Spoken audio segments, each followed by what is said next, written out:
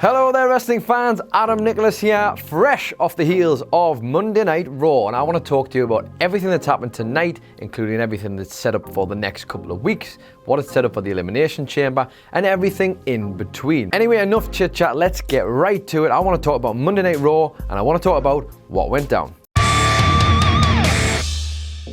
So we started the night with a very cryptic, typical promo from Bray Wyatt. He was very much down the camera and Roman Reigns, I'm coming for you. You're a failure, you're a this, you're a that. Bray talked about his Elimination Chamber victory last year and basically said about how he won the title last year and he was going to go and do a similar thing this year. Then we had a little quick switch over to Roman, who was looking very, very down the camera. He retorted to Bray saying that he's not a failure and he's not going to let anybody stand in his way. He's not going to let Bray stand in his way. He's not going to let the Elimination Chamber stand in his way.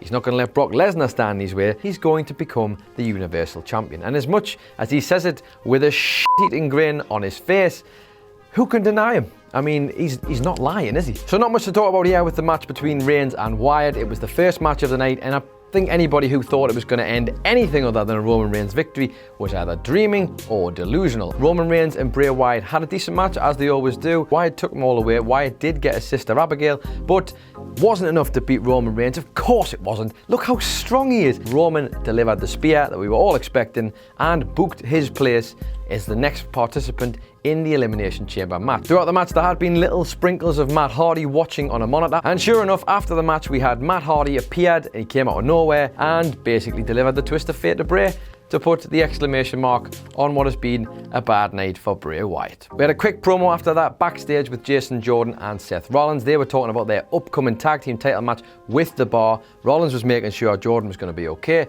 Jordan said he would be.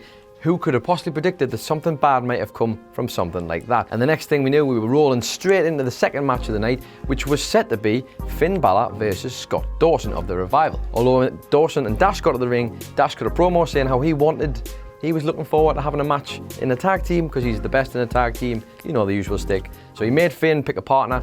Finn chose Carl Anderson, the man who he has that delightful, you know, what is it? Too sweet. Has that lovely handshake with. It was a decent match, nice performance, and to be fair, I liked the fact that they included Balor in the match because it made it more believable that the Revival would lose to Finn Balor, who's obviously like higher up the card than what they are. Balor was the one who got the win. He did the coup de grace for the finish. No complaints from me. The one thing I'm enjoying about this is that it looks like it's maybe setting up the club and the Revival to go against each other in the coming weeks, which would then perhaps pave the way for the next tag team title challengers. I would love to see the Revival in the title picture. That's where they belong, and it's nice to see the club in there too, if that's what's going to happen, because they're awesome as well. Next up, we had a bit more of the seed planting between Sasha Banks and Bayley and how their friendship seems to be getting in the way of each other. It's been going on for months, but Banks and Bayley have had the friction. Obviously, Banks eliminated Bayley from the Royal Rumble.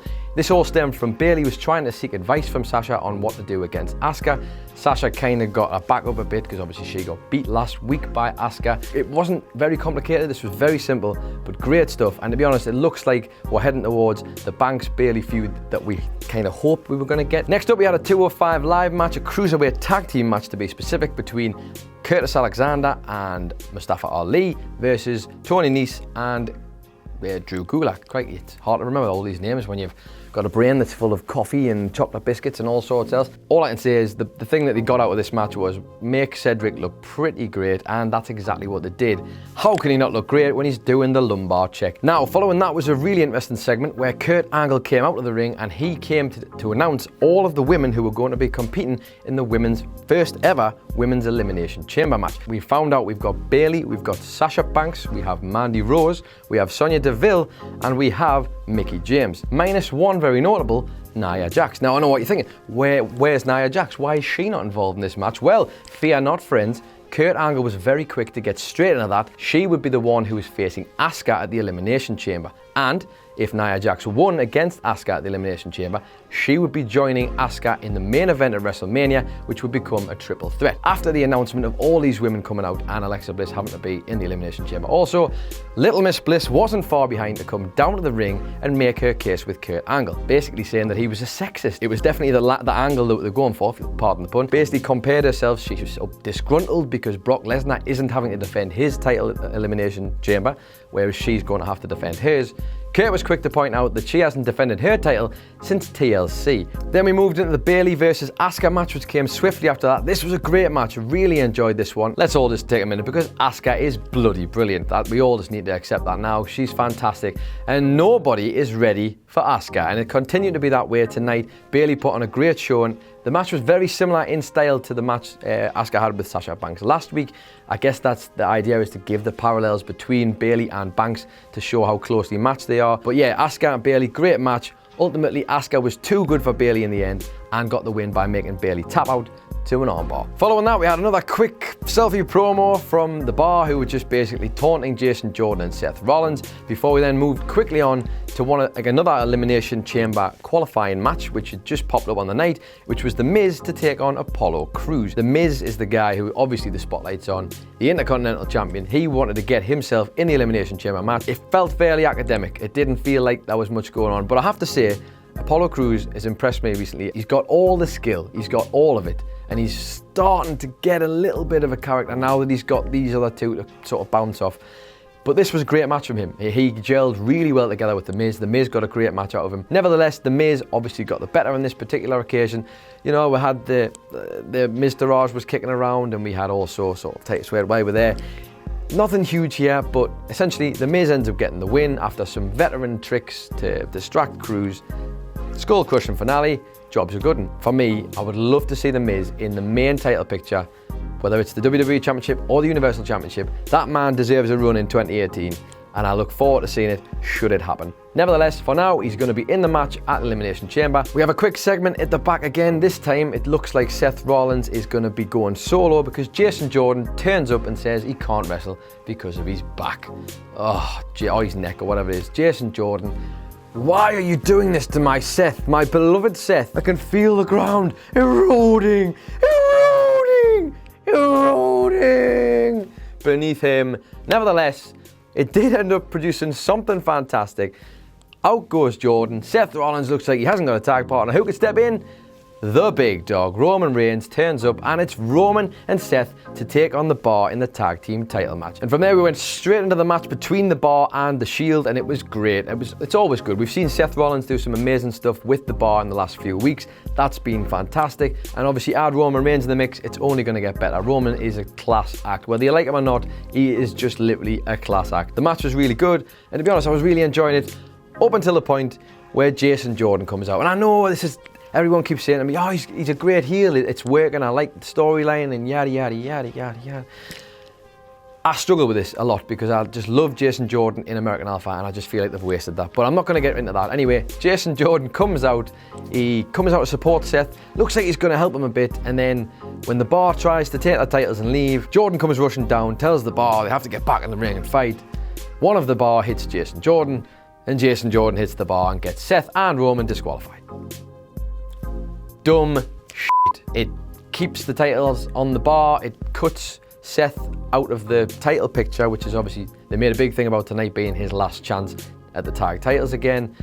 And obviously it kind of puts together Jordan and Rollins in this little weird thing they've got going on. After the match, we got a really heated Seth Rollins who kind of set the wheels in motion even, on what was going to happen between him and Jordan. He went back full of fury, saying he wished he'd hurt Jason Jordan himself. Things are awry, and it looks like we could be heading down the route of Jason Jordan and Seth Rollins. I can't wait to see him black out Jason Jordan through the ring, up to the moon and through the stars and into space, until he ends up back right next to Chad Gable's side. Happy as Larry. That'd be lovely, wouldn't it? Be really nice. Anyway, let's move on before I have an aneurysm. Next up, we had Nia Jax, who was in a quick match, to be fair, a little squash one with a jobber. It wasn't anything that we haven't seen before. The idea was just to get Nia out there, have the quick match, and it was all about the promo that she cut after the match. And she was quick to get on the mic and say that she would be the first woman to beat Asuka. She said she wasn't afraid of Asuka at all, and that she was going to make sure that she broke her streak. Sonya Deville was up next. She was against Mickie James. Sonya Deville obviously accompanied to the ring by Absolution. Paige, breaks me heart seeing Paige anywhere and not being able to wrestle. Really does. Sonya Deville, Mandy Rose, Paige come down the ring. Mickie James came down, and as you can imagine, there was no lack of interference from Absolution. Shocker, 3 women on 1 woman, kind of had that written all over it. To be fair to Sonya Deville, she was absolutely dominant throughout the match, beat down Mickie James, but they did the really cool thing of like Mickie James being the older, wiser veteran. She managed to quickly sneak a pin, rolled up Sonya Deville, who is obviously young and inexperienced, got the 1, 2, 3, and James got the win. But as you can imagine, the other two beat the living daylights out of Mickie James before a very strange thing happened. Alexa Bliss came to the ring. Came out, pulled Mickie out of the ring and sort of did the save. And obviously Mickie James was, well, Mickie James had a face a little bit like this. A bit like mine right now. Very confused, but obviously Alexa Bliss has always got an agenda. She's obviously trying to recruit friends going into the Elimination Chamber, and that's exactly what she was trying to do here.